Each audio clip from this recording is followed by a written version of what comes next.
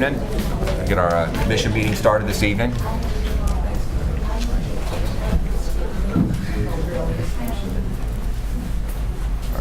Heavenly Father, we're grateful for this evening and for the opportunity we have to gather for our city commission meeting. Thank you for all those that are here and concerned citizens and their staff and the commission and the efforts that are being made.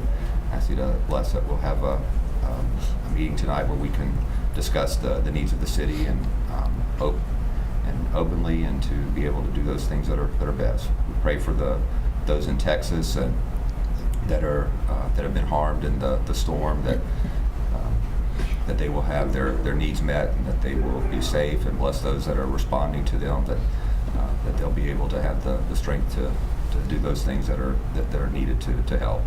And these things we say in Jesus' name, amen. I pledge allegiance to the flag of the United States of America and to the republic for which it stands, one nation, under God, indivisible, with liberty and justice for all.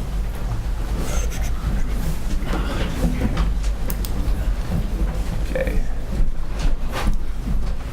All right, we have no proclamations this evening. We have presentation. We're going to review and approve of final capital projects to be included in the budget. And I can be as quick or as long-winded as we want. Brandy, there you go. I wanted to get back to the commission on some of the modifications to the budget. Of course, there's two more bites at this apple, as you know, before we finish it up, or as many more as you want. We still have first reading of the first and second public hearing on the setting the tentative millage rate, as well as the resolutions establishing the budget to come in September. So without further ado, just wanted to go back and report to you on the changes that we made to the capital improvements, CIPs in the general fund, but funded various different ways. The items in red are the changes we've made pursuant to your direction and I think consensus. Turn the lights down. Hey, Daryl, can you hit the lights for us real quick? You probably need to hit this one up here. Is that better? Or you still? We need this one too. Daryl, if you grab this one. Thank you, sir. The first one is the renovation of the restrooms here at City Hall. I think those have been in and out, and now we have those back in the budget at about 130. The Beverly Shores Park improvements, I think we had that as high. It was it 250 or 200? It was 200. Based on the feedback that we got at the last budget workshop, we reduced that to 125, with the priorities being clearing first. Secondly, we still have back in the cultural arts building. Basically, we've reduced that from, we've kept that at 150, but basically the information, and DC, if I get this wrong, jump in. We don't know what that number is going to be on redoing the stucco at that building. There's spots where the stucco seems to be in very good repair, and there's spots that it seemed to be in very bad repair. Like, for example, if you go to the corner here of 5th and Magnolia, where the building is around, if you knock on that, it's like any little knock on that facility and the plaster's just going to drop off.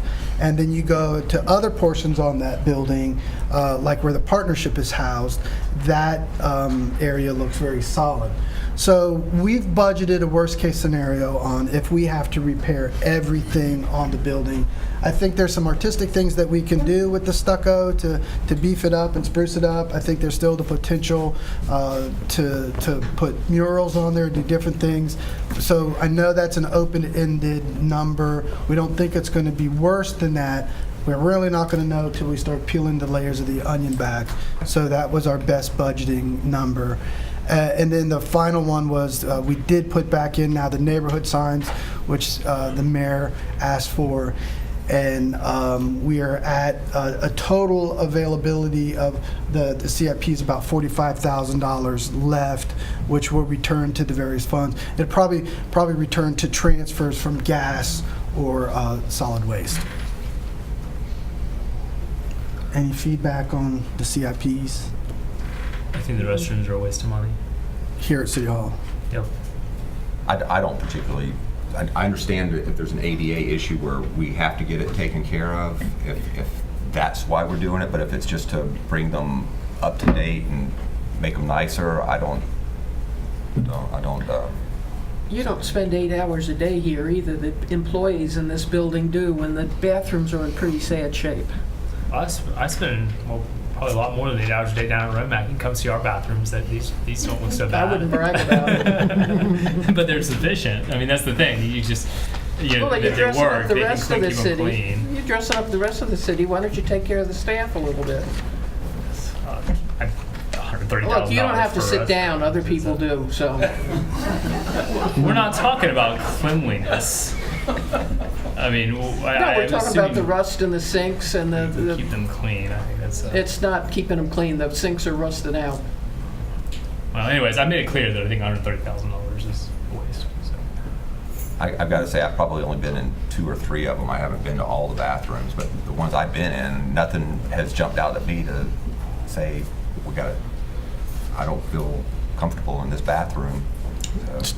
For sake of discussion, because we're going to be hitting this a little bit more, I will keep this in for now, and when we get to the hearings, or if you guys want to discuss it prior to, we can always agendize it. But if that's our last kind of issue. I'm not particular about the $150,000 for the exterior of the CAB building. I'm not in favor of that at all. I think that's a waste of money as well. And on that one, I think we talked about it at the last meeting too. I still would like to see why do we need to do all of that to that building? I mean, if there's a structural issue, and structural more than the stucco's falling off, but structural that the stucco's falling off and it's causing leaks in the building or something that. We are getting some water intrusion through the block walls inside the stucco. But we can't. That can't even be addressed by just putting some seal over it or We can start something. peeling off the stucco and seal those blocks and then just paint over the wall. We can make that repair. Because and not that I want an ugly building or anything, and I'm not saying let's tear the stucco off and have an ugly building sitting there with sealant painted on the side of it. This is particularly the Center for the Arts building, and I know they're biting, they're chomping at the bit to be able to go out and paint the sides of some buildings around town, and to do some artwork and that kind of thing. And so if they're looking to do that, they're right there and have their own building that they could possibly do it.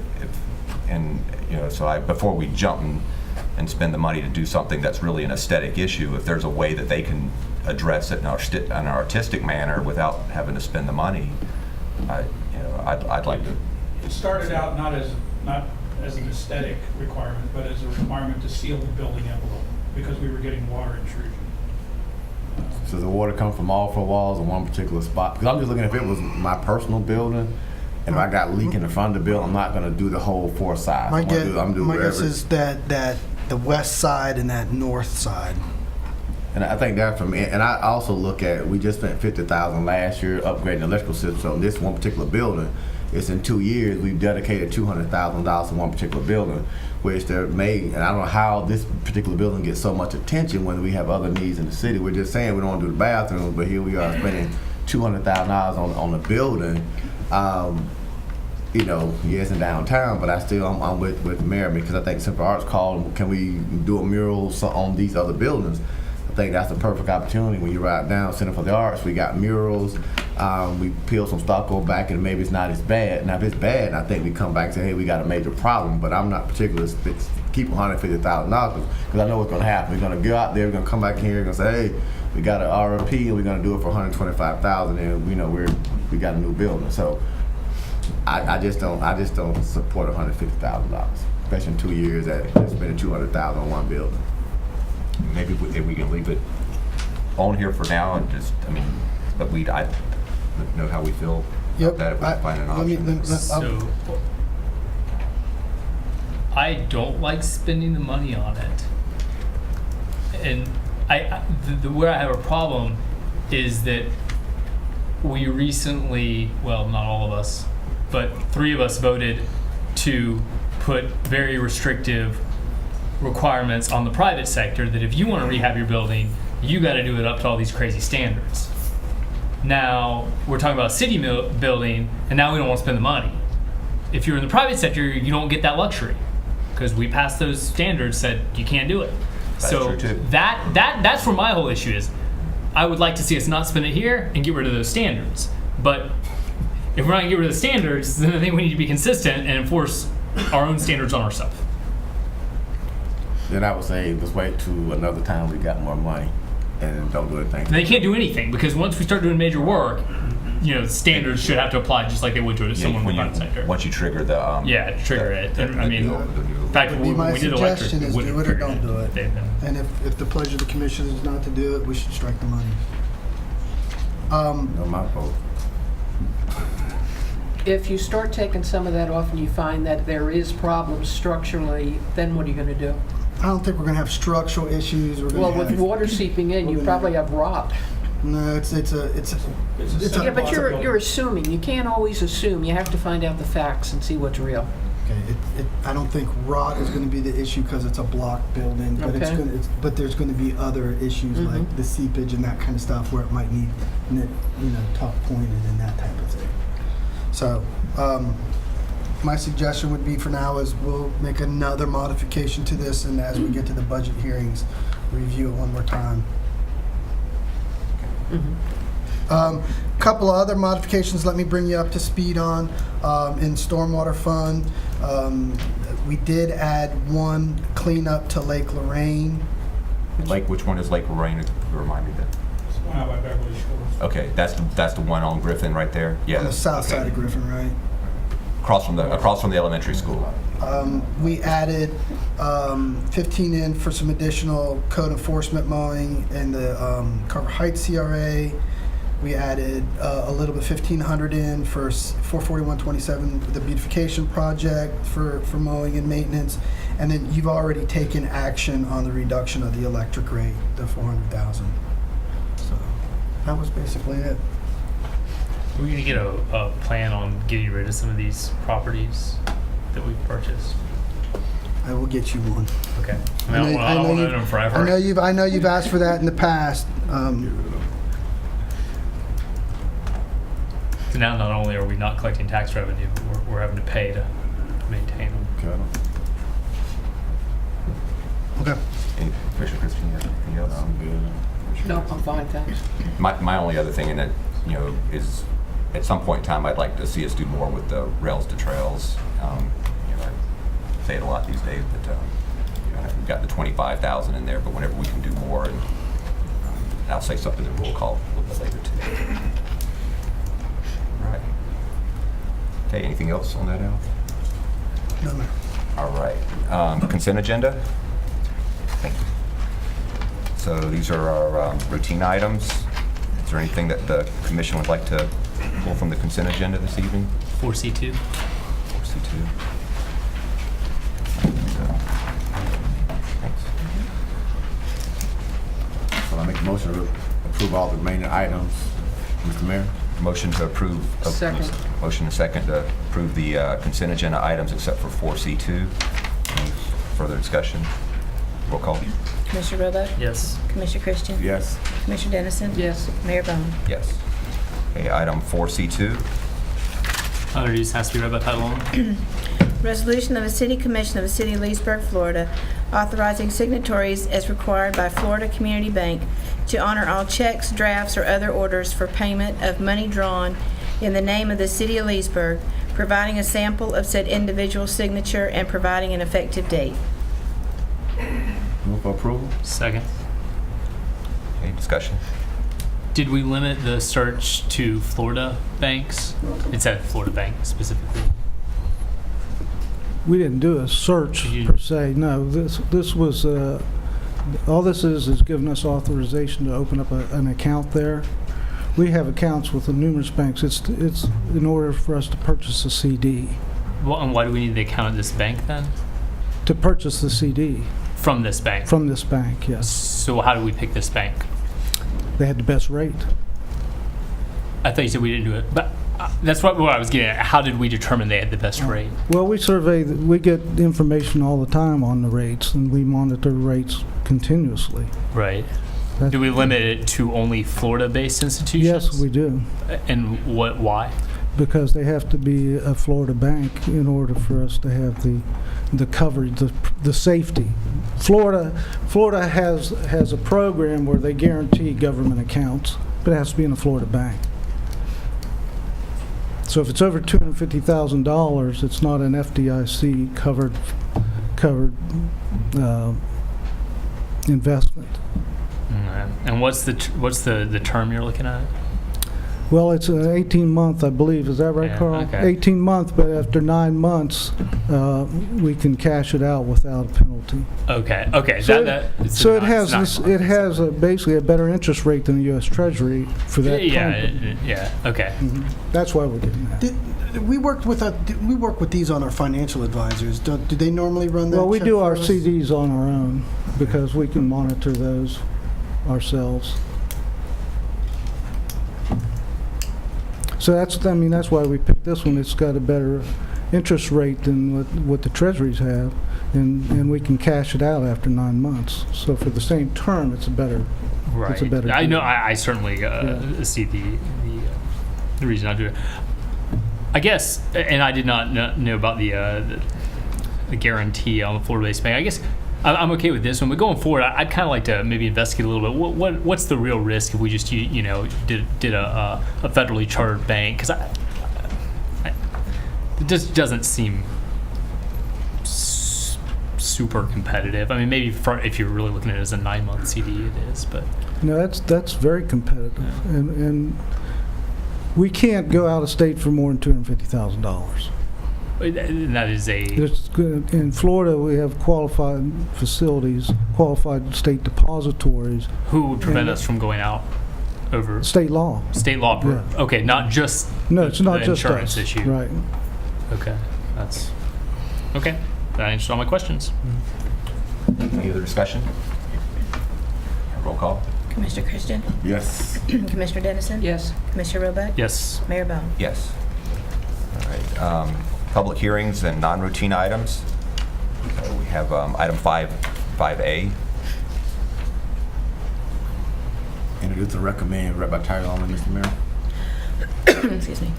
An ordinance of the City of Leesburg, Florida, annexing certain real property consisting of approximately 0.86 acres, being generally located on the north side of South Street and west of the intersection of Kabbalah Road, lying in Section 28, Township 19 South, Range 24 East, Lake County, Florida, providing that said property so annexed shall be liable for its proportionate share of the existing and future indebtedness of said city, providing that such annexed property shall be subject to all laws and ordinances of said city, as if all such territory had been a part of the City of Leesburg at the time of passage and approval of said laws and ordinances, providing that such annexed territory shall be placed in City Commission District 3, and providing an effective date.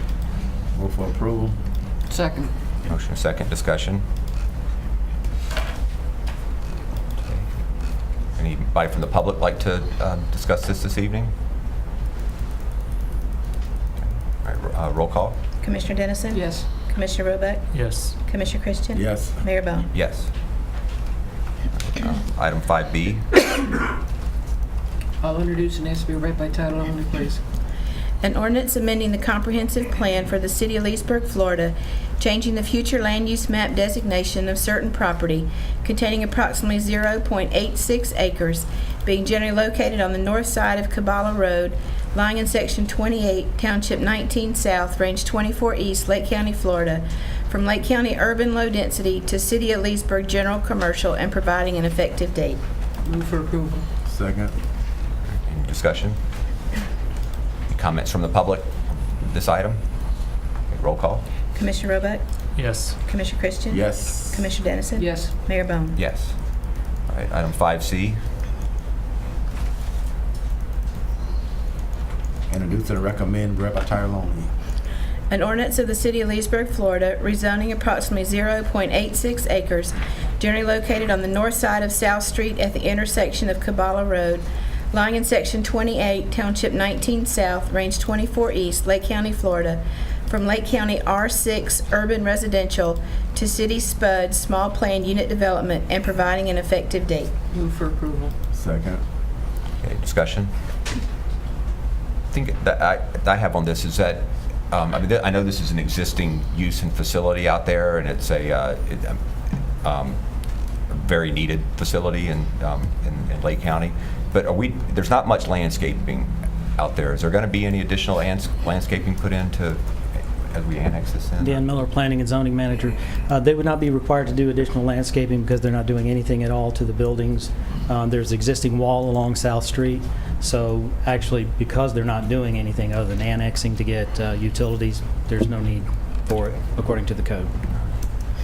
I would just ask them, not as a requirement or anything, but just on the applicant at the rezone, if they have ability at any time to do anything Okay. to help to do that, to create some landscaping along South Street, just like I think any make that corridor that we request. have now, if we can ask that, Yes, that sir. people do that. So. Any other discussion? Any comments from the public? Okay, roll call. Commissioner Christian? Yes. Commissioner Dennison? Yes. Commissioner Roebuck? Yes. Mayor Bone? Yes. All right, item 5D. I'll introduce and ask to be read by title only, please. An ordinance of the City of Leesburg, Florida, amending portions of Chapter 25, Article 4 Zoning District Code, establishing criteria for modification to approved master development plan, repealing conflicting ordinances, and providing an effective date. Move for approval. Second. Motion is second. Any other discussion? Comments from the public? Roll call. Commissioner Dennison? Yes. Commissioner Roebuck? Yes. Commissioner Christian? Yes. Mayor Bone? Yes. All right, item 5E. This is a first reading. I'll introduce and ask to be read by title only. An ordinance of the City of Leesburg, Florida, rezoning approximately 181.8 acres generally located on the west side of U.S. Highway 27, south of Ravenswood subdivision, lying in sections 2 and 3, Township 20 South, Range 24 East, Lake County, Florida, from PUD Planned Unit Development to PUD Planned Unit Development, and providing an effective date. Any discussion on this? There's no action to be taken, so we'll put this on the next agenda. Item 5F. I'll introduce and ask to be read by title only. An ordinance of the City of Leesburg, Florida, rezoning approximately 51.8 acres generally located on the south side of County Road 44, east of U.S. Highway 27, and east of the Palatka River, lying in sections 13 and 14, Township 20 South, Range 24 East, Lake County, Florida, from PUD Planned Unit Development to PUD Planned Unit Development, and providing an effective date. Any discussion? We have, Dan, you want to make a Mr. Mayor, change? yes, sir. We're here to request two minor changes to the wording in the planned unit development. The first, just to give you some background, on August 24th, a Thursday, several residents of the neighboring Legacy subdivision met with Kathy Hadaway, who's a representative from Poulos and Bennett. They agreed to the two small changes. One was on lot sizes in the development, and the other was a small change to the architectural standards to match a previously approved development that Poulos and Bennett also represented. We have copies of that. If it's available, they're minor. Be happy to pass those out if you need them. So It'll be on the next agenda with the changes in there, but we just wanted to make you aware of that. Are If you going that's to okay. highlight the changes? Yes, sir, we will. All right, any other discussion? Any comments from the public on this evening? Okay, so this will be carried over to the next agenda to be voted on. All right, so that's got right through the public hearings there this evening. All right, informational reports. Let's see, we've got our financial reports, our third quarter. Financial, any comments on No that? comments from that, unless y'all do.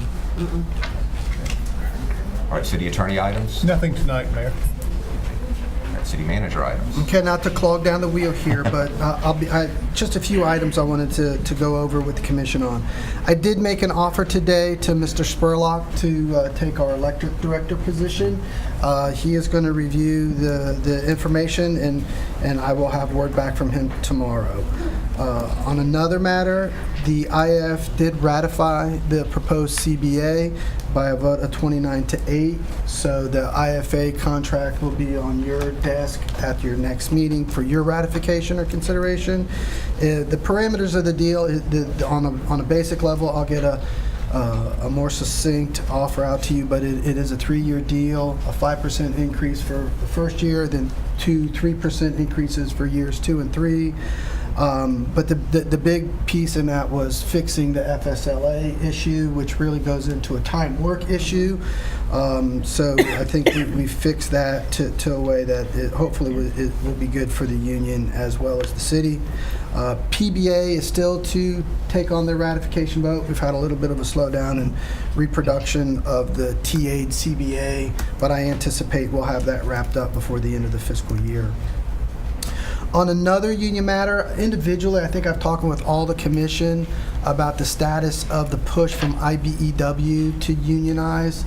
And this evening, I'd like to just get a kind of a provisional okay to move forward.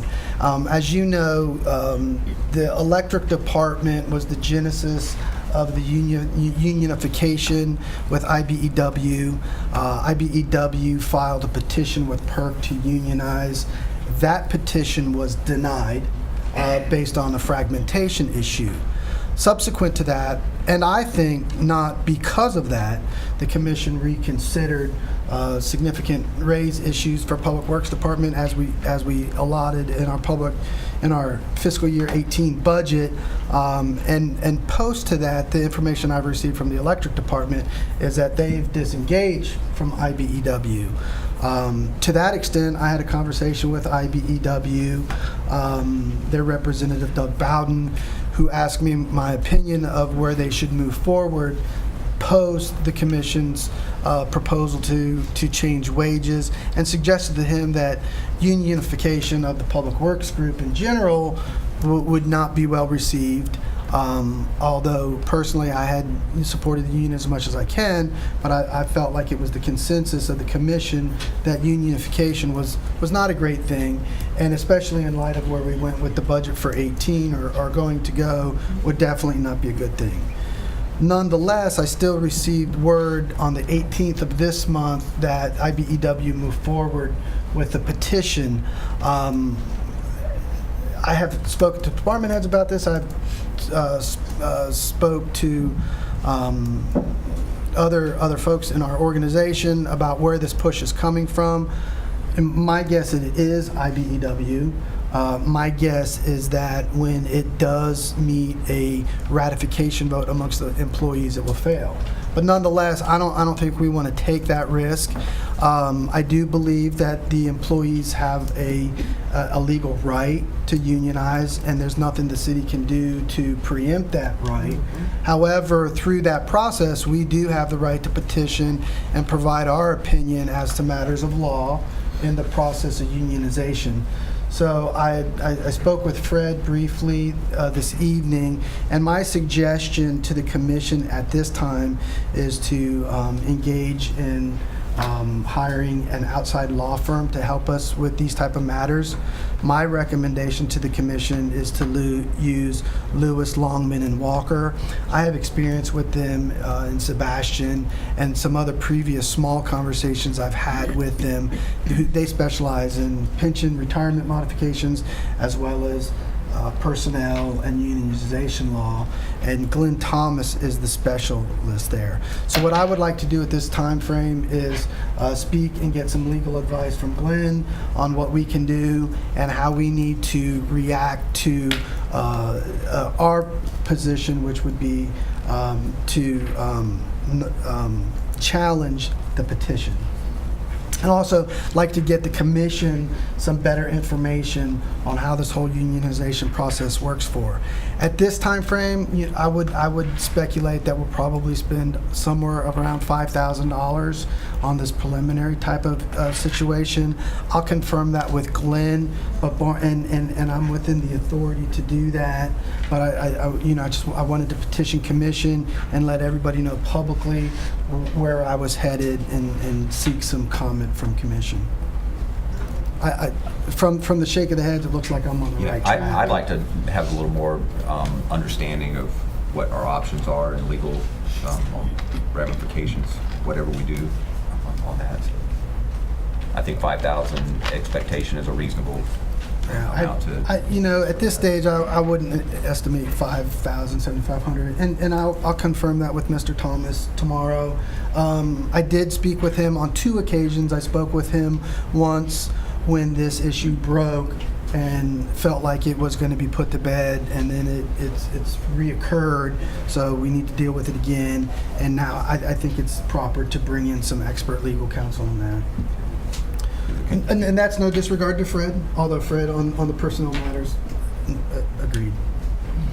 Anything we need to vote on that? Or? At this time, no. I'll keep the commission informed, but I thought it was important that you all know where I'm headed and know that I am trying to take some action in this regard. I got 2 more issues for you. The next one, the regular meeting update on the villages. The big issue right now with closing the deal on the villages process is Fred has completed most of the title work. That title work has been shifted over to the villages for review. It seems the only issue that we're running into with title is a mineral rights issue on some parcels that go back to 1917.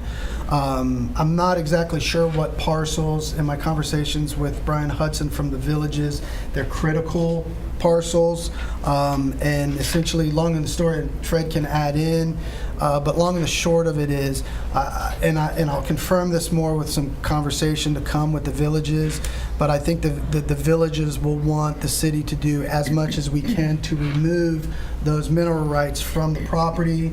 I think Fred's legal opinion is the only way to do that at this stage is to go through a condemnation process.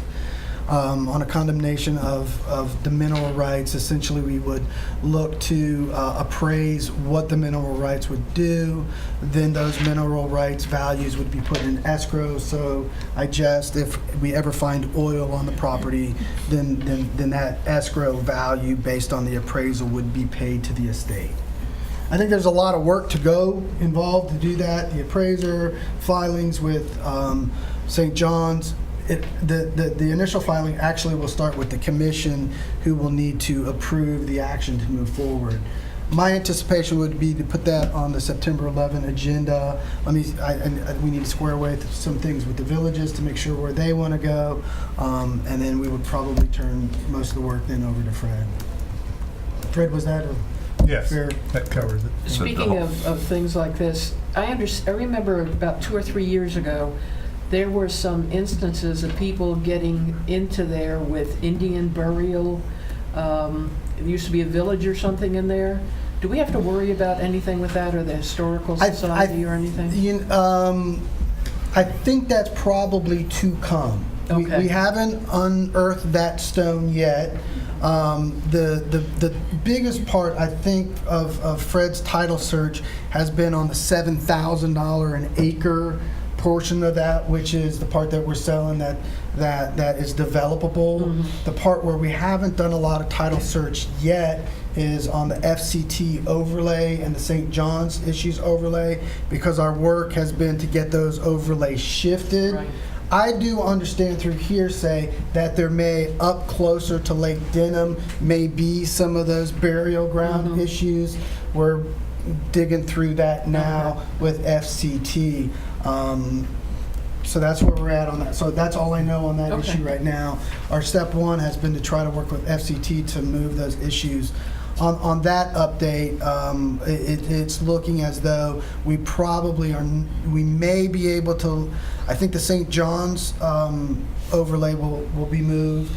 We're still working on the FCT overlay, so more to come on that. But Okay. I do think we're going to have the burial issue. I think we have resolution. I don't think it's going to be a problem in the long run, but I think the graveyards are over by Lake Denham, Okay, which is in the FCT portion. okay.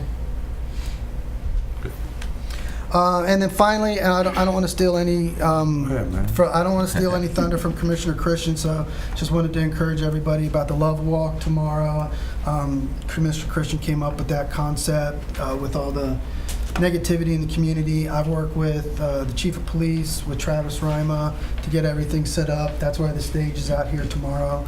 So I hope to see everybody there, and sure Commissioner Christian and his comments will follow up. Great, thank you. All right, public comments. Any comments from the public this evening? Yes, sir. If you just come up to the podium and state your name, and so Andy can get it down on records. My name is Andrew Matella. I spoke with a few of you. I know I spoke with the city manager and a few of the commissioners. The issue I'm bringing forth today to council is regarding code liens and how the city uses code liens to, and how the city could use code liens to incentivize investors such as myself. I stood before a special magistrate meeting regarding case 1655, a lien reduction, and we've been, I myself and my team have been penalized by the city essentially for rectifying code liens from prior owners. May I continue speaking, or? Yeah, go ahead. Yes. Essentially, we've invested in the northwestern corridor of the city, in the Carver Heights region area. We purchased a property that was listed. It showed on the listing agreement. It said, and I know the city is not bound by this, but it basically told us that had we fixed the roof and the roof violations, the code violations, the city would reduce the lien to the minimum by law. We essentially based our decisions on this statement. We've sunk over $200,000. We've bought that property as well as the two neighboring properties in that area, and as far as all of you know, I'm sure that area is riddled with crime, gang activity, drugs, violence, all that. We came in there. It was boarded up windows. We took a risk. We would figure the city would work with us on this. We cleaned them all up. I mean, I have before-after pictures of what we've done.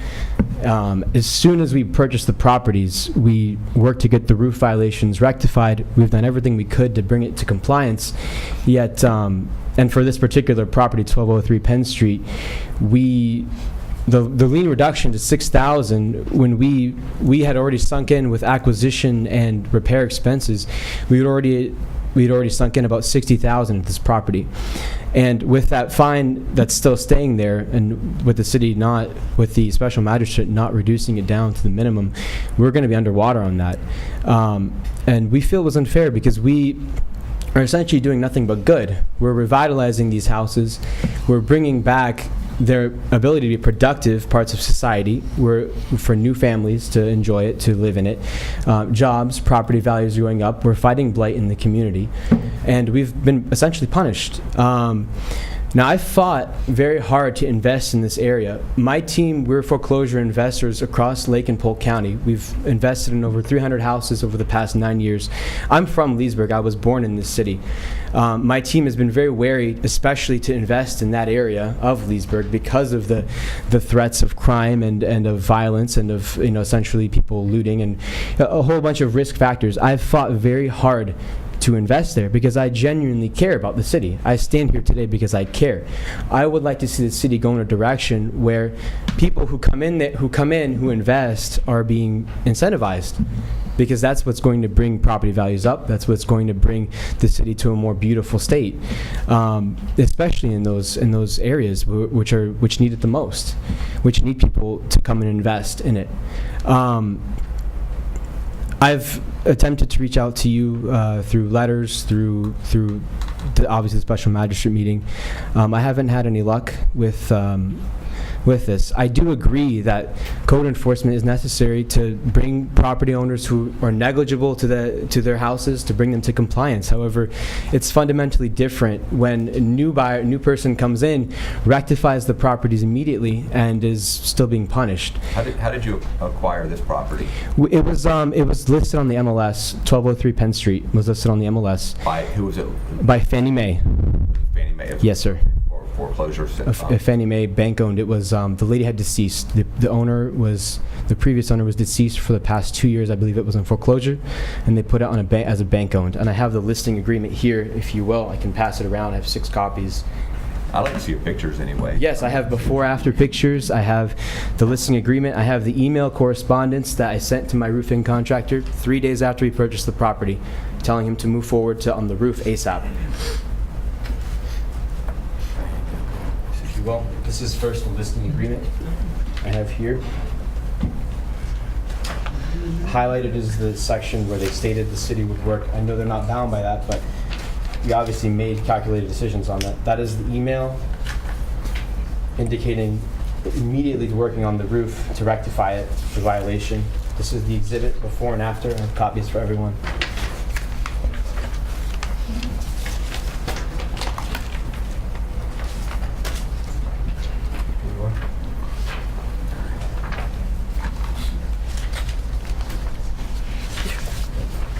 Way to make this promise.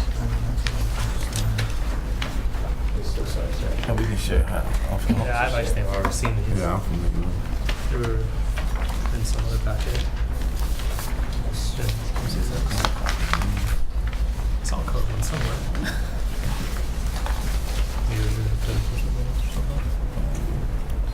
Have y'all passed this? Can I get this to Yeah, absolutely. I don't know if you can find it.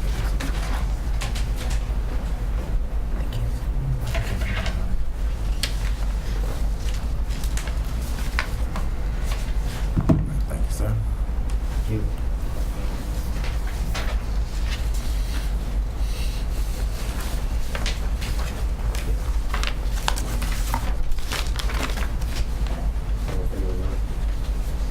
Thank you.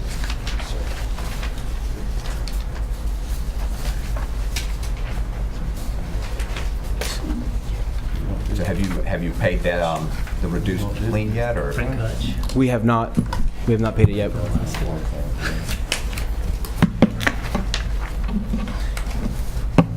These are pictures of only the subject property 1203. We've also done, and I know I've sent this in that letter, we've done extensive repairs on the other two. Basically, essentially the entire street, that entire street.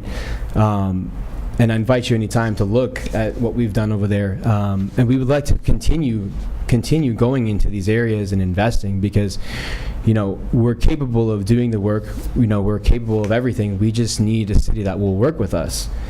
I can't go to my investors and continue to push them to vouch to invest in Leesburg if Leesburg won't work with me. How many other ones do you own in Leesburg right now? We have 2 of those currently, as of now, active. We have those 3 in Leesburg on Penn Street. We have 1 in Cherokee. I have other rentals in Leesburg. I can't give you probably, I mean, at least 8 that are active that we haven't sold, you know, just either rented or whatnot. Over the past years, it'd have to be at least 20 that we've flipped in Leesburg. But active as of now, I would say, to the best of my knowledge, about 8. Did you follow up with anybody at the city about, before you bought the property, about the $125 or? Well, I've contacted numerous members of the city. I mean, But no, before you bought it? before I bought it, no. No. No. Do you have any other listings that this individual wrote this on? This Frank, whatever, the agent? No, I do not. Frank Cut from. Can we get a hold of this person? I mean, who is he to make promises on his listing? This is a bad listing. Yeah, who was the agent? It's up here somewhere. Frank Cut over. It used to be Center 21, but he's an Arrow Realty. Yeah, he does all the foreclosure listings basically. Yeah. Yeah, But you say you've got like 300. You've done like 300 of these with your group. We've done in the past Right. foreclosures, So yes. you bought foreclosures with code enforcement liens on them before. Well, with foreclosures, it's different. When you buy it from the sale, it's different. It goes through a different chain of title and different kind of process. This was actually through the MLS Okay. as a bank owned. It's a different process. But you bought properties in the past with code enforcement liens on them. We have, and every time in most of our experience, they've reduced the But you went liens. to the magistrate. Yes, and they've. So, but you understand how the process works. I have not myself, but my partners Right, have. but they understand that there's a lien and you're taking a gamble because it doesn't just go away when you buy it. Absolutely. And I think that, I mean, I'm happy you're investing here, but, you know, one reason for the reduced price of the house was because there was a lien on it, and that should be factored into the house. I mean, you guys are sophisticated real estate investors. You should understand that. Absolutely, and I apologize if I cut you off. The values of those properties, we did take a gamble. The values of those properties before we bought them were not as high as they are now. If actually we bought that house at value, given the amount of repairs it needed and what the liens that were on it, we were underwater immediately. We did it because we figured the city would work with us. They'd be happy to see people coming in and revitalizing those properties. I mean, before we bought it, that house sat for years. Right. 2 years in foreclosure, and then in additional, I believe it was at the time we bought it, it was 80 days on the market or something like that. So it says that there was a $49,000 lien on the house. At the time, Yeah, yes. Okay, and what are they at? Is the magistrate asking you to pay? The magistrate reduced it to about $6,200. Well, to me, that sounds like working with you. We went from $49,000 to $6,200. Absolutely. So you got a deal. Well, not necessarily when you consider the value that it's at now. I mean, we're going to be lucky if we can sell that house for about $70,000, and with acquisition and with renovations, we're already at about $65,000 to $70,000. And that's not including the outstanding invoices that we need to pay. I think you really have to go back to this listing agent. He gave you a false listing. He has insurance for that listing that everything is correct. I think you better go back to him and go after him. All MLS and all real estate agents in any state in the union have to carry insurance because of things like this. Commissioner Christie, are you familiar with the houses that they're doing, or how are they? They're, I mean, much better shape right behind Burger King. They were, you know, Okay, that's right. they're three, you know, right beside each other. Yeah.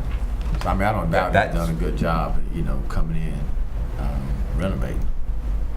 You have more on Penn Street over there, you said? Or No, we've just started. That was our first. We bought them in April, and that was our first. It was a kind of an experimental more on thing. Penn Street, or What's that? do you intend to do more on Penn Street? Well, we intend to do more, but again, a lot of those houses have code liens or have issues that we're going to come across.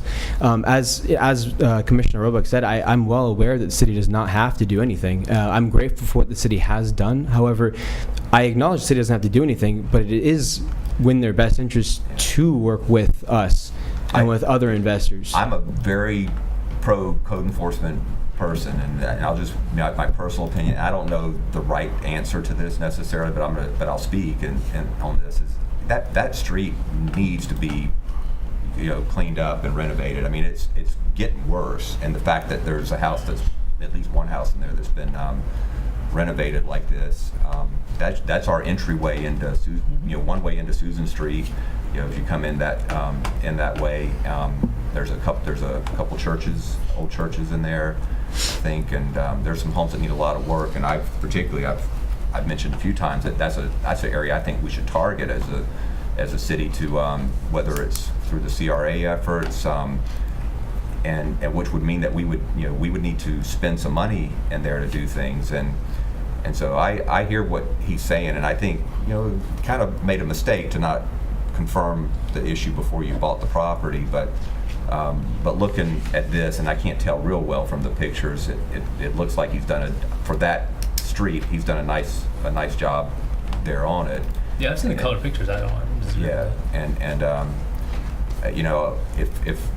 if it's the kind of redevelopment we would like to see in the area, I think we need to do things to encourage and that happen. And yeah, we could make $6,000 back on the code enforcement liens and all the efforts that's gone into it. And I don't know as much history on this as you do. I think you've really looked into it, Commissioner Roebuck. But I would just be inclined to do something because it's a positive that's been done there in the neighborhood and for Leesburg, and if it would do something to encourage continued redevelopment and renovations, people are entitled to make money on properties, and they won't be doing it if they're not. I'd love to go redevelop stuff myself and just break even, but I don't have the time to go try to make Leesburg better myself by spending my money and then hoping I just break even on the piece of property. And you do it to try to make something, and I don't know the details. If there's something I'm missing that other than the fact that this gentleman didn't follow up like he should have to verify the lien situation. And I Mayor, don't know what we can do. And I don't think he could have. I mean, because basically, even at reading this document, typically code enforcement would have reduced it to 125. Even without this statement, he could not have come to the special magistrate without being an owner to determine if it's going to be reduced to $6,000 or $100. So that's kind of what Commissioner Roebuck is saying. You know, you take that risk to buy this home for $32,000 with a bad roof on it, and may be able to sell it for $70,000. That's where the real risky part comes in for an investor and also for the city.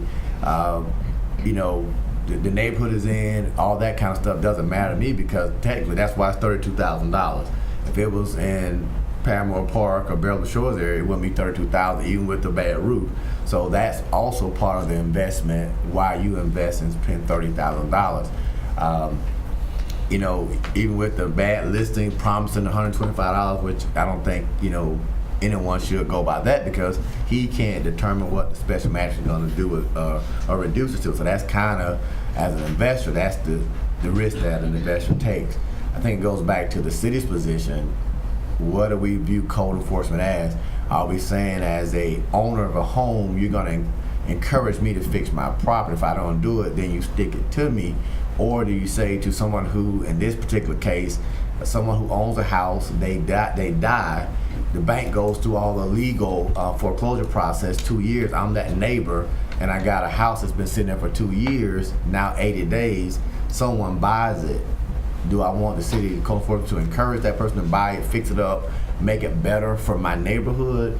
Or do I say let's discourage investors because they may have to get a $32,000 house plus a $6,000 loan lien, and then put $40,000 in and try to hope to make $70,000? Who's going to continue to do that? So I think that's what we got to decide as a city. How do we approach that? And I agree. And I think at the last meeting we talked about, you know, is there some other level we can have to review those liens? I'll throw, you know, something else on there. I mean, I think that, you know, I would, as a city and what we can do with our money and redevelopment, I would even consider doing grants to people to do renovations to their homes, and, you know, like we're doing with the signs and facades, you know, corridors, and I would consider doing that. So if the commission would consider doing those kinds of things, and then you've got somebody who's already come in here and taken a house and has, you know, done a nice job, that it is an improvement, if it's the kind of improvements that you'd like to see, then why wouldn't we just go ahead and say thank you very much, and you know be careful next time, and don't let, you know, so this doesn't happen again. But if you ever find out that there's a situation where you want to come in and you want to get a building, you know, we really like what you're doing and like to see you do more, maybe we can do something. But I think we have to be open-minded to, you know, and I'm all about code enforcement. I've been on all sides of it, and I know the game that people will play with code enforcement, and, you know, liens go up and they expect to sell the property and the city's going to waive it. I understand all that, but on the other side of it, you know, if we want to see redevelopment and somebody's doing a good job on doing that, and I personally would give grants to people to do this, whether it's their own home or a developer to come in and do it, I would consider doing grants. And so if we would do that, what would be the problem with giving this gentleman at least some additional break on it? If it's not the full $6,000, it's some kind of a break for what he's doing, and hope that he does some more. Mayor, could I interject? There's a history behind the situation you're describing, not this gentleman's particular one, but fine reductions in general. When the city first imposed code enforcement after the legislature authorized that, the ordinance, oversimplifying, said if you do bad and you get adjudicated guilty, you get a fine and a lien. And that was all there was, and people would come in similar to this man and say, well, gee, I did good things. I'd like to reduce my fines. So the commission at that time passed an amendment that said the code enforcement board, at that time it was a multi-member board, could reduce fines. And that's where it stopped. And then we began to see people that would just ride the order of enforcement for months and years and finally decide they want to fix it. And this would not be a third party coming in good faith. It would just be the guy that did it. And he would come in after he did the work 2 or 3 years later and say, I've done my work, reduced my fine. And that's what I I'm would saying. I reduce know it how to that nothing. that happens. So the city adopted a policy, it's not an ordinance change, but a policy for that said, absent extraordinary circumstances, and it defined that as things like financial hardship, being in the hospital, couldn't do the work, things like that, fines should not be reduced below 10%. And that's sort of where things stood, and that might have been what he could have discovered if he had called, that you may not get below 10%, and the magistrate got into a habit of reducing them to the $125, and the commission sort of said, you're being ineffective, stop doing that.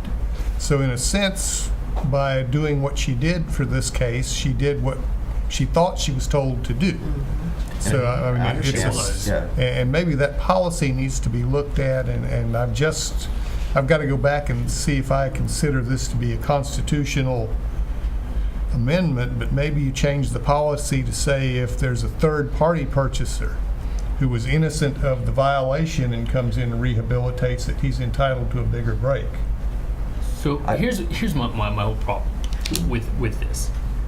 And first, I completely understand the arguments. In fact, this gentleman probably does deserve the reduction on this specific case. My problem and why I'm against it is because we can't talk about individual cases when we set policy if it's to be effective. To be effective, we have to be consistent with our policy, I think. And grants, I would be in favor of that. But you know what? I'd want in return for grants that I'd want a covenant that prohibited them from renting it for some period of time because I want an owner-occupied house. You know, I want something in return for what we get. And the problem with this is when we do this, we do this tonight.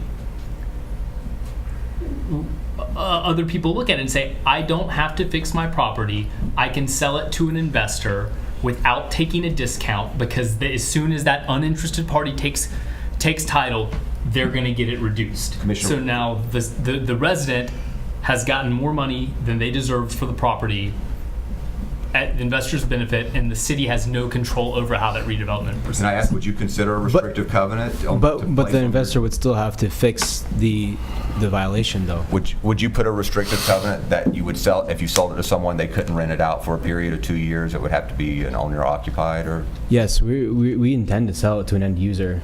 That's the So- intention. And I think what Commissioner Roebuck is saying is kind of what Fred's talking about. For me, it's not about the owner who sat there and just threw their nose up at code enforcement. You know, you get a letter, whatever, I'm not going to cut my grass, I'm not going to do anything, and I sell it to this investor. For me, that's not what I'm talking about particular cases like this where they are in foreclosure, where they have gone through some legal challenges where banks are saying to the squatter, you got to get out this house, and it takes 2 years. For me, that's where I'm saying, for instance, but if Dan Roebuck, the owner, and he just doesn't cut his grass like we have out in Silver Lake, and they're just like whatever, then they decide to sell it to an investor. And again, an investor is somebody who's savvy, who knows what they're doing. They're not a mom and pop who just walked in and said, I didn't know what I was getting myself to. I thought I was getting a steal of a deal.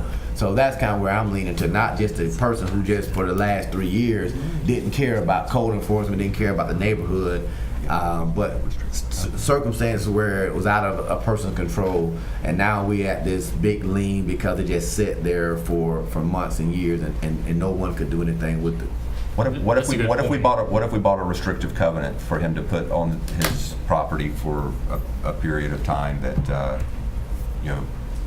That would be good, but I do like the idea that Commissioner Christian said that. I think that is a very important distinction when reducing fines is foreclosure versus individual. Well, I'm saying let's don't reduce the fine, you know, so that we're not doing anything to send the wrong impression to the, you know, to the Right. magistrate. Although I agree, I think we need to understand the full dynamics of what's going on. Maybe something was missed here, but not reduce the fine, but to do purchase a restrictive covenant that would be used to offset the lien. And now we've got a piece of owner-occupied property on Penn Street instead of a rental. Now I think about, I ride my bicycle there from the gym because there's no bicycle lane that's safe on 441. So I actually ride the sidewalk past Pizza Hut and turn left at Burger King, and I ride back there. And Right by her. what's that? I ride Penn Street until I get to Griffin, and then I cut up the sidewalk because there's no bicycle lane on Griffin. I ride up the sidewalk on Griffin to back to 441 and then back across. So I ride that street, and so I do pay particular attention to it, and I think it could be a really nice neighborhood. And we're doing the things there with 44127. We're spending $700,000 there, and so now we've got a gentleman that's done a renovation to a house 2 blocks away from that, and he's trying to sell that house for $70,000 or so. It sounds like Around that area, that's what it's worth. So, Yeah, and he's put a lot of money into it, and so, so if we can, I say if we can help him in this situation and hope and encourage him to do more and say, hey, look, we're cooperative, and if you can clean up Penn Street particularly and make that a more attractive street, I think that's just good for us, for Leesburg. And if he'll do the restrictive covenant, then we've got low income owner occupied housing there, and as well. So I'd be in favor of that. Work it out for it. That works. what period of time would we want on a restrictive covenant? What would you be willing to do? So. Well, I'm not sure what that would entail. If I apologize. Basically, what Commissioner Roebuck is suggesting, that we put a restrictive covenant in there, says that we would, I guess we would buy that covenant, right? Yes. Okay, so the city would purchase from your company a restrictive covenant to be placed on the title to that property, so that for a period of time from August 28th, 2017 until August 28th of 2019, the property has to be owner occupied. It cannot be rental property. I'd be fine with that. And who's going to Check it. check it? That'd be in the title search. Right. Yeah, but Maybe somebody could just come in and rent. They're enforcement-wise. not selling it, they'll rent it out. Then Well, you have to pay the- we could ensure that that. could roll the dice like they did Yeah. on that. People In violate the title covenants work, all I mean, the time. somebody's going to probably buy it with title insurance, and we see in the restrictive covenant, there probably would be a requirement that there be an affidavit that the buyer's going to have to sign, and it's all based on affidavit. Same thing if you get some certain loans out there that you have to sign that affidavit that says this is going to be owner occupied. You're I'm a not gonna very trusting not individual. rent it out. Well, I mean, we- they don't have to sign any paperwork to rent their stuff out to somebody. no, but we hold that Hopefully, we're covenant. going to address that with a rental ordinance. So, But that's my thought. Yeah. We don't disrupt the code enforcement. right. What happened at code enforcement, and we're not, and we're recognizing that he's done something that we appreciate as a city, and we're buying, we're at least getting a covenant that it's going to be owner occupied, and maybe there's a way to, I don't know if you're working with our housing development director, or I'm not familiar with it. I mean, I know we could put is Ken here?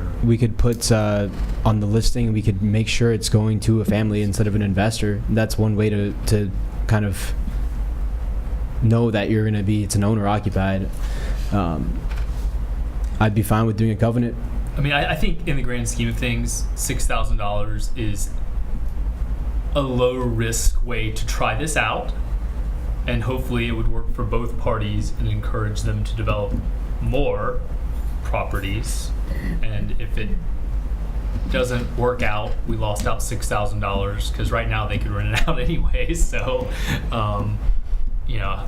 I fully get and share Commissioner Dennison's And I do too. concerns, but I feel it's pretty low risk. And when the next individual comes in and does the same thing? I say if people are going to take the piece of property and do this with them, if we have it in our budget and we're moving Leesburg forward to clean it up and make it a prettier place, and the neighbor next door that's an owner occupied or whatever, he's going to do the same thing because he's now got a nice home next to him. I say we move, we encourage that and make it happen. We're not. We would have spent more than $6,000 to foreclose and take this thing and mow it and knock it down and all those other things. So, I don't know whether this will work, but I think it's an interesting concept. And And on that add to our note, I mean, evidence. even if you rented the spot, just having somebody rented there, getting the grass cut for however long the covenant is, that saves the city money too. So, I know- so what do you need? How long do you need to sell it? 12 months? 18 months? I mean, it would depend. Probably 12 months would You need to suffice. That's 12 months would would suffice. How long do you need to sell it? I mean, you've got the commission moving here in your direction, so I Let me mean, you kinda need suggest that number. that rather than focus on how long he thinks it'll take to sell it, that your covenant specify that they can't rent it out, they have to sell it, and that for a period of 2 years after they transfer title, it has to be owner occupied. Yeah. That way, whenever it happens, and you've got a 2-year window there. Because if you put 2 years from now, then it may take a year to sell it, and then you've only really got a 1-year covenant. How about, I'll work with Fred. I mean, I like it that. seems like the flavor of the commission, for the most part, with all respect, is to do this. I'll work with Fred. Andrew, I'll get back with you with what we write up. And then anything we bring is going to have to come back to you all to get approved. Can I just recommend, for Fred Speaks, is that we use it as a case study with code enforcement, so it doesn't have to come back here? Because I think if there's an extenuating circumstance as this is, it's a foreclosure, somebody's died, is going through this whole process, I think it probably should have been reduced and not even be to this point. Well, that's what I was going to ask, is would the commission also like to see a proposed amendment to that old policy that made a new exception for an independent arm's length third-party purchaser Well, I mean, who then renovates the property and comes in for a what if this reduction? works though? You know, if this works this way, and so you've gotten a restrictive covenant to make it owner occupied for 2 years, and so instead of reducing the code enforcement liens, you lower the lien, and now you've got a grant program where a third-party developer can come in and you have bought a piece of property with a code enforcement lien, and then accept as part of the grant that the lien will pay the lien in exchange for the restrictive covenant that requires it to be owner occupied and cleaned up to a certain level. I I like would that. I think we'd have to go forward with the rental ordinance as well to make, which we'd probably do anyways, to make sure that it. I would suggest rather than, and you could call it a grant, but rather than having a situation like you're dealing with tonight where the city hands a check to somebody, that you structure it as a grant, giving the commission the discretion to effectively give the grant by eliminating the fine. In other words, you don't hand them a check and they pay it back, you just Yeah. lop the fine off. Okay. And that would be an ordinance amendment in the code enforcement section. And then that way, we could continue to impose the fines under the circumstances, because you could have a developer who doesn't intend to do the same things, and isn't going to sell it, isn't willing to do sell it to an owner occupied, doesn't want to bring it up to this level of improvement, and you maybe don't want to do the grant or the waiver in that situation. So, and then you're not leaving that decision in the hands of the necessarily the special magistrate to decide. I guess I would look at the other scenario, even if he sold it tomorrow, I own or occupied, I move to Tallahassee and let my cousin rent it from me. That's I mean, the good intention, but I'm just thinking worst case scenario that we have no real legal leg to stand on to know who's renting, who's owning. I sold to somebody who they say they're going to occupy, but they don't occupy, and then it becomes a nuisance to the neighborhood, and then we're still right back where we are. And I know that's a case scenario, anything can happen, but I guess I'm just back to, I don't know. We do the same thing though. I think on the SHIP programs and things where and that's the one. That's the name that comes to mind when we do the loans for the affordable housing to help people get into housing, and so we might do a $5,000 contribution towards the purchase of the house, and in the covenants they have to occupy the house for a period of time. So it's already done in this. And you take a second mortgage on I'm very that. familiar with it. I know a case right here in Leesburg where a lady moved out and her neighbors called and she had to move back in the house because the SHIP program said you owe me $15,000. So I'm just saying, in the city of Leesburg, we're going to be at this commission table when somebody says, hey, they don't own this house, they rent. Are we going to be in a position to say, You now owe us $6,000. No, they would owe us the property, I believe. Well, you That would they- have a second priority lien subject to, I mean, his buyer is going to want to get a first mortgage to finance that. Right. And the bank won't lend if the city is ahead of them, so it would be a second priority lien subordinated So we would to have the to- bank mortgage. So we'd have And then to your foreclose. decision would be, do you go back and sue the guy that moved to Tallahassee Right. personally, or do you try to foreclose and assume the first mortgage? And I think the bigger issue is, you're right, there are a lot of ways around this, but if we were going to, for the right development project, we will get rid of the liens anyways. So I feel we're getting something that we haven't been getting in the past. It may not be perfect, but it's better than nothing we got before.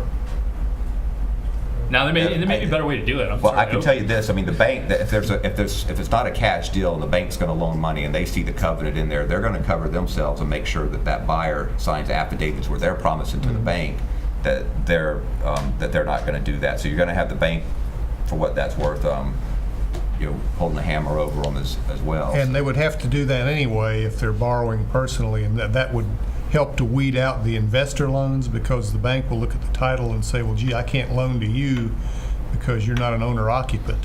That's So true. they'll have somebody else watching that at the time of the transfer. But it happens. And then if they move afterward, they're going to be in breach of both. Yeah, right. Okay. I mean, I hope you keep doing things and your development crew and that others come to Leesburg. It's I think there's great opportunities to do what you're doing and hopefully make a little bit of money, and at the same time we're getting improved properties, and there's a lot of room for that in Leesburg. So it looks good. And these houses are popping up everywhere. I'm seeing them on Lee Street. There's 2 of them on Lee Street one on Perkins and one on Lee that I've seen that have gotten redone here recently, in addition to the ones the CDC's done as well. So hopefully it helps you. We thank you very much. Thank you very much. Yeah, we do intend to keep moving forward with developing and redeveloping the community. Thank you. Thank you. Okay. Any other public comments?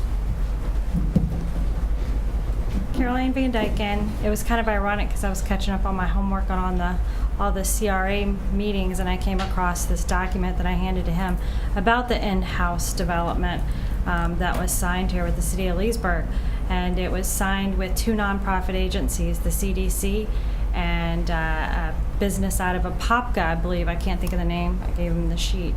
It was a partnership that already used us. Okay, and in the policies and procedures, it talks about how the city of Leesburg is pretty much going to bend over backwards for whatever the CDC and this other organization would like to do with houses in the area, because we want that area to look better. We want the houses to improve, just like this gentleman said.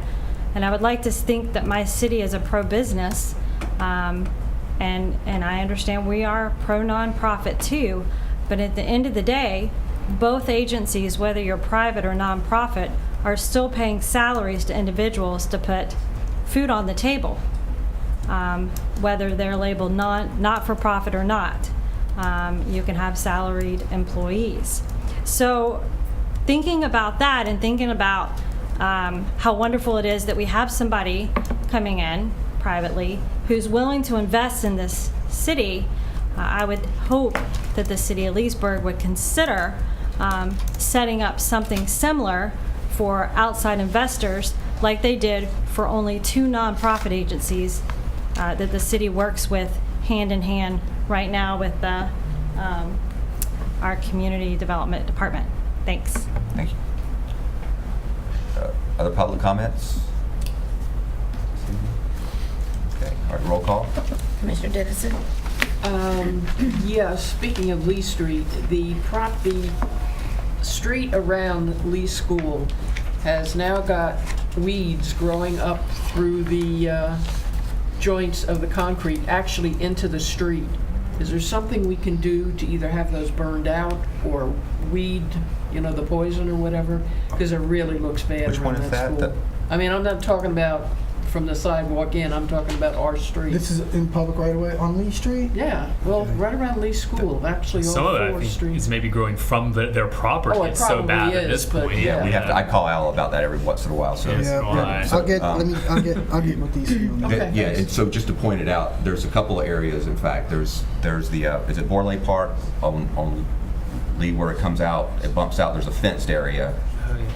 If that comes all the way out to Lee Street, in fact, right now it needs cut there, and then the area that runs along the, I don't know if it's still the Grizzard property or not, there on, it's not Lee, but it's North Shore, between the gas, well, it's not all the way to the gas station there on 27, but there's an area there I call you about, and then and then on the other side of the street is to the school, and that one gets overgrown too. And I made a comment yesterday, I saw on Lake Lorraine, that man, that grass grows like crazy, and that gentleman's out there, I guess there's two property owners, they're always cutting that grass, and right now it's pretty high. So, That's it, thank you. thanks, Mr. Commissioner. Christian? Yes, we're very excited about the neighborhood center that's under construction on 468. You know, Al's been working real hard, and the staff is working hard to make sure that it's one of the wonderful city buildings, and I'm excited about the progress. The community is excited. I talked to James Bowe from Lake Community Action Agency, and he's met with Ken. He's trying to find ways to become involved with assisting in the neighborhood center. So we have a lot of buzz going on about the neighborhood center. Also, as Al mentioned, on tomorrow at 6 p.m. we're going to meet this as a city on Pine Street, and we're going to walk to City Hall. We have various speakers who will be just speaking on love. I think Al's going to be talking, the mayor. Any other commission who want to talk about love, you're more than welcome. We have a lot of local pastors. Music will be there. We'll have some good American hot dogs to come and share. So it'll be a night just full of love. We ask all you who are available to come and share with us. A lot of our local churches are just really excited. It's amazing. I'm at the gas station. Don Buckner, he pulled up to me, says, "John, I can't wait till tomorrow night. I'm ready to lock arms with my brothers and sisters and walk down the road." And it's amazing the type of enthusiasm and positive things that happen in our city. So I just want to ask everyone to just keep a positive outlook, share love, look past each other's differences. And tomorrow will be full of nothing but love. That's all I Time. have. Yes, ma'am. Time? 6 o'clock, 6 Thank you. p.m. It starts at Pine. Yes, at Pine. If you can't walk, meet us at City Hall. If you get tired, we'll have some transportation to escort you. So if you Where are get the hot tired, dogs? we got you. Are they at Pine or at Be City here Hall? at All City right. Hall. Pine and Canal or further down? Just Pine, in the big field. I mean the big field. Okay. The big field. Commissioner Roebuck? 2 weeks ago now, I went to Fernandina with a large group for the Florida Main Street Annual Conference. That's why I wasn't at the last meeting, and but it was good. Heard some good stuff from speakers. One of them, in fact, and this relates to Lee Adult, because I think it's clear that maybe the developer's stated intentions maybe aren't accurate, because that nothing's happened with that property and it's not being maintained. I've also been told it's entirely unlocked, which someone should check out. Maybe a code enforcement officer specifically should check that out. Maybe a police officer. Yeah, but maybe code enforcement can tag along and when they went inside, see if there's any other issues that might be problematic. But one thing that came up at the conference, and I sent it to Al, Ocala has this. It's a demolition by abandonment ordinance, which you can overlay on historical districts. And it seemed to add more teeth. But that's basically what they're doing to that building is they won't be allowed to knock it down, so we'll just let it fall apart until that's the only scenario that could happen. So you can get a little more aggressive with people that are just letting things just completely fall apart instead of demoing them. So I think that would be good. And Leesburg did win an award for the best event, and it was for the Clydesdales. So that was good. We also had the largest delegation of any city there, so Leesburg was well represented. Also, I got a complaint about out by the mall where they were stacking some large amount of yard waste, it looked like, where they've been clearing stuff. I think it's cleaned up. Okay. I drive past it almost every day, so I'm almost sure it's cleaned up. Okay. I'll double check. So, and that's it for me. Mayor Bell? Speaking of A little bit. a little bit of trash, there is the collection boxes. I brought that up, but I got contacted again just before the commission meeting about these collection boxes that are popping up. And there's the one that's on Lee Street and 441 there in that vacant lot that's for sale. That, and I think you can look at that. Like But they're- closed collection? Yeah, actually, and this one just popped up as a vacant lot, no pavement or anything. You know I forget what used to be there, but it's just a grass lot. And sure enough, somebody put up a collection box there about 2 feet off the sidewalk, and then there was a sofa and a chair that got put out there for the collection box, and that's sitting in the right of way, just a foot off of Lee Street. But that DC got that cleaned up when I made a phone call there on that. But there's another one that's at the old gas station down from Ramshackles there. There was the homeless camp there for a little while. Do you know the one I'm? Oh, yeah, coming gas south, it's on the right side. It's an old mobile station or Right, yeah, something. yeah, that one. There's that one, and unless it's been cleaned up, there's clothes and stuff all over the place there in that on that side of the parking lot there next to their collection box.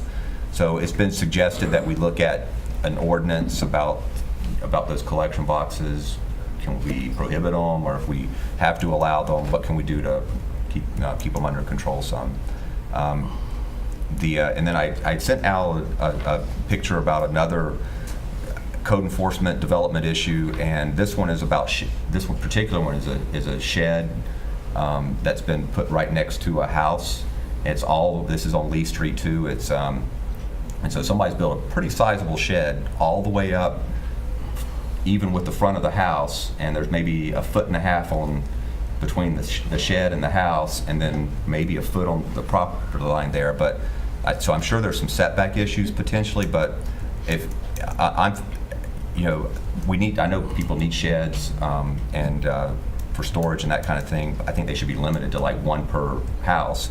But if we're going to have them and that's allowed, if somehow that one is permitted, that way it was done, I think we should relook at our ordinance, because I don't think there's any way that a shed should be all the way up to the front of the house. If any, it needs to be back into either the backyard or the back side yard of the house, because it really changes the look of the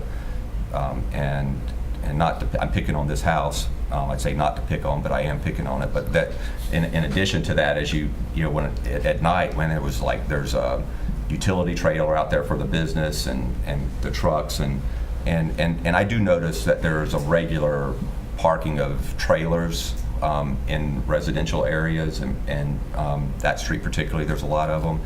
And I did look at the code of ordinances some time ago, and I think that's prohibited to park boat trailers, truck trailers, and that kind of thing in the front yards and side yards. Okay, so I don't know if we can look at that and just confirm. And I'm not saying run out there and give everybody, cite everybody for doing it, but can we look at that, Al, and just check on that? And then somebody else called me right before the meeting as well, and this is about a piece of property at 2409 Winona Avenue and Indian, is that subdivision, Indian Oaks? Mm-hmm. Okay, and so this person called and complained, and she says she was asking about the septic systems, and they're grandfathered in. They don't have to be hooked up to our wastewater, and I don't know what the details are on that. But if they are grandfathered, okay. But what she's saying is that this was a 2-bedroom house that if it was grandfathered, that it didn't have to hook up to the septic, okay.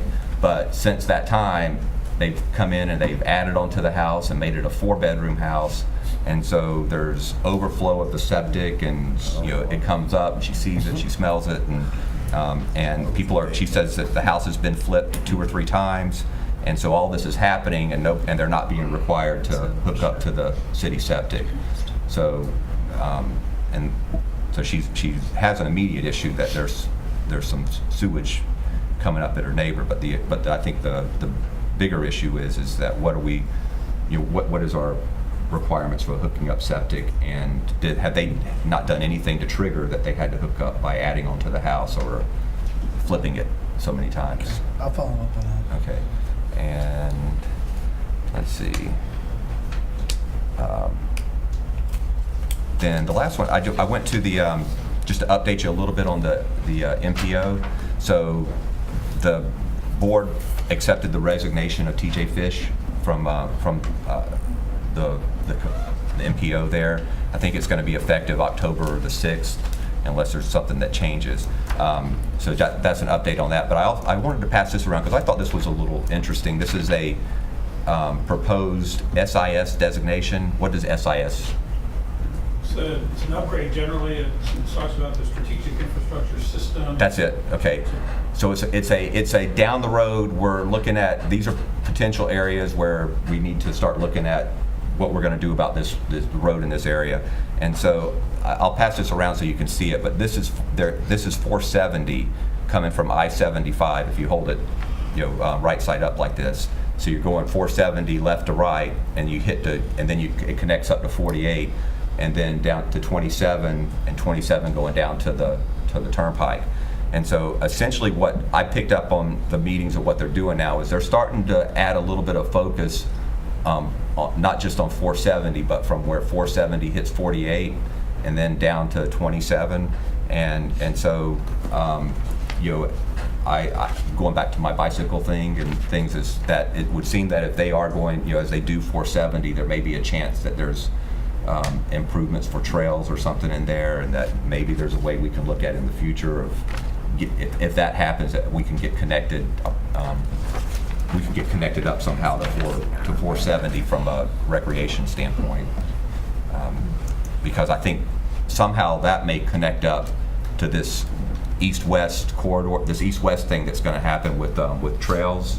That the bicycle trail is going to go from the east coast of Florida all the way over to St. Pete, and we're not in that because we're a little too far north, but that may be a potential way to get hooked into that.